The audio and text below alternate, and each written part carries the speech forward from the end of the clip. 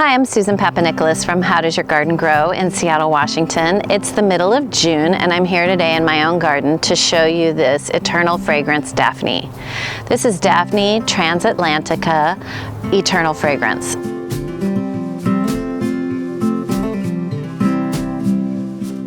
Sometimes I also see the cultivar name written as Blafra, and I'm not quite sure what that means or why it's sometimes called Blafra and sometimes called eternal fragrance. But at the nurseries here in Seattle and among the gardeners I know, we all call it eternal fragrance. So that's how I am naming it, eternal fragrance Daphne. This is a fantastic plant that I use all the time in my client's garden and love having in my own garden as well.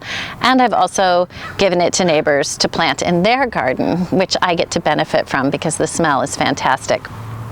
This plant is a low-growing evergreen shrub that grows into kind of a mounded, nicely rounded shape.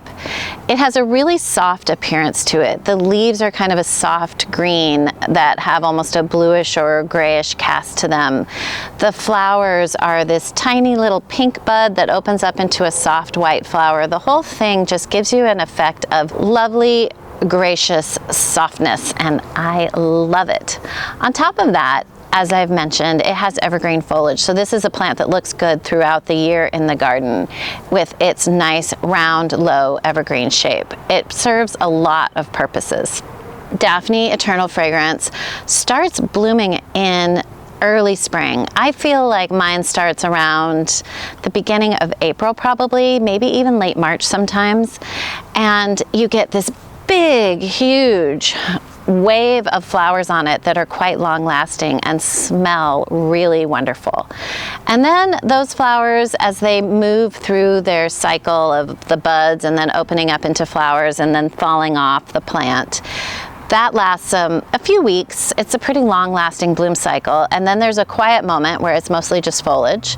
And then you get another wave of blossoms. This is its second wave right now, and it's just finishing up. A lot of these flowers are done, and they just fall away when they're finished blooming. You don't have to do much to tidy up the plant. It stays really tidy looking on its own. And it will keep going through these bloom cycles throughout the summer and well into fall. So I have really incredibly pretty, very fragrant flowers on this plant off and on from April all the way to October. It's really wonderful. And then even when it's not blooming, it still looks good, whether it's spring, summer, fall, or winter, because of that really lovely growth habit in the round shape and these really pretty leaves. This is a plant I really love to use in lots of different situations.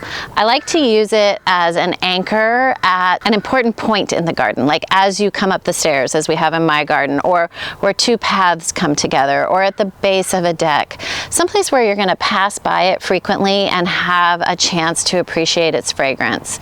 I also like to use it as an anchor in perennial beds, where I have a lot of flowers that are changing throughout the season, and I need something that's going to kind of anchor that bed and give it a year-round presence. This plant works really well for that situation. It does have evergreen structure to it, but it's soft enough that it blends with other plants really nicely and can be a good partner with big blooming perennials or floppy plants or things that have a lot of change in them throughout the seasons. Daphne eternal fragrance likes to be in mostly sun, maybe dappled shade or a little bit of light shade. It doesn't like to be in deep shade. It gets a little bit open and not as dense in deep shade. It doesn't need a ton of water, but it's also not particularly drought tolerant. So it'll want a little bit of water during the summers, but it doesn't want to be in soaking wet soil ever. It needs well-draining soil. I will say one of the downsides of this plant when I am buying it and putting it in people's gardens brand new is that almost more than any other plant I plant, but still not all that often, I will plant it and lose it unexpectedly. It'll die in that first year and I won't really know why.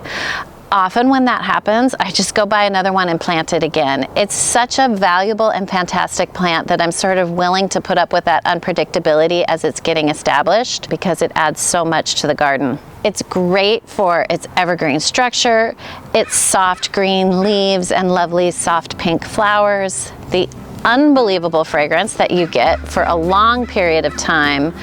It just really brings so much value to the garden, and I love growing it.